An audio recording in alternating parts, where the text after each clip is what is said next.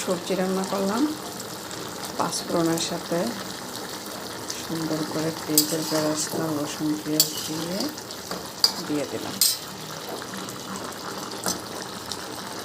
এখানে এই সবজিটা আমরা রুটি দিয়ে খাবো আজকে রাতে। কালারটা কীরকম আছে বলুন তো? সেই হয়েছে।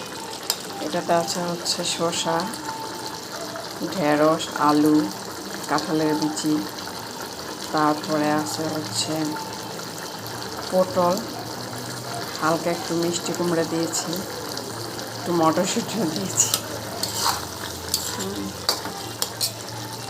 মোটামুটি সব রকমের সবজি দিয়ে এটা করেছি। গাজর দিতে চেয়েছিলাম কিন্তু গাজর আবার খায় না, তো এই জন্য গাজরটা দিলাম না। গাজরটা দিলে কালারটা আরও সুন্দর হতো। তো হয়ে গেছে, এখন এটা আমি নামিয়ে ফেলবো। একটু সবুজ সবুজ থাকতেই নামিয়ে ফেলবো। একদম সবুজ ঢেঁড়সের কালারটা। তো হয়ে গেল আমার সবজি।